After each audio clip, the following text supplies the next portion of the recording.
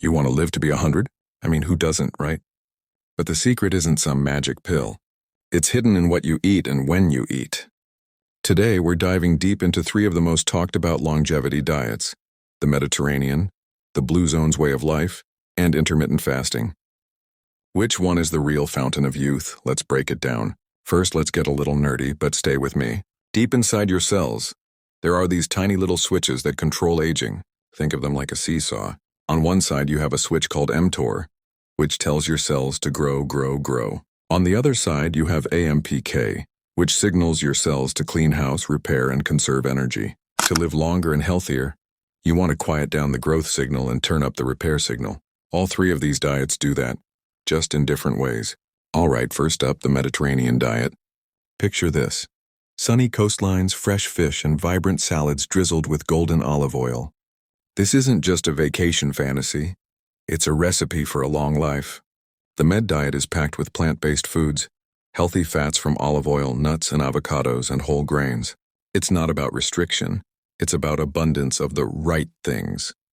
This flood of antioxidants and anti-inflammatory compounds calms down your system, improves your metabolic health, and basically tells your cells, hey, no need to panic, everything's cool. It gently nudges that cellular seesaw towards repair without any extreme measures. Next, let's travel to the Blue Zones. These are 5 specific places in the world, like Sardinia, Italy, and Okinawa, Japan, where people regularly live active lives past 100. And their diet is more of a lifestyle pattern. It's about 95% plant-based. Think beans, greens, yams, nuts. Meat is a celebration food, not a daily staple. But it's not just what they eat, it's how. They practice hara hachibu, the Okinawan principle of eating until you're 80% full. Modest portions are key. Plus, they move naturally, have strong social circles, and a sense of purpose. It's this whole system, food, movement, community, that creates exceptional longevity. It shows us that diet is just one piece of a much larger puzzle. Now for the new kid on the block, intermittent fasting, or IF. This isn't about what you eat, but when. The most popular method is time-restricted eating, like only eating within an 8-hour window each day. When you fast, you give your body a break from digesting. This is when that repair switch, AMPK, really gets to work.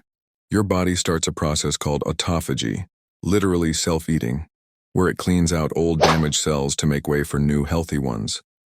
Short-term studies show amazing benefits like improved insulin sensitivity and reduced inflammation. It's a powerful way to directly flip that longevity switch. So which one wins? Here's the twist. They're not really competing. They're all pointing in the same direction. The beauty is how they interact. Your metabolism, your immune system, and your brain health are all connected. When you improve one, you improve the others. The common thread through all of them is simple: eat more whole, plant-rich foods and fewer processed ones. Don't overeat. And maybe, give your body a break from eating every once in a while. You don't have to move to a Greek island or fast for 18 hours a day to see benefits. Small changes have huge effects. Swap your vegetable oil for extra virgin olive oil. Try finishing your dinner a little earlier. Add a handful of beans to your lunch. These simple shifts can have outsized cellular benefits. The most important rule? Find what works for you, your body, and your life. Eat food, not too much, mostly plants, and share it with people you love. That's the real secret to adding not just years to your life, but life to your years.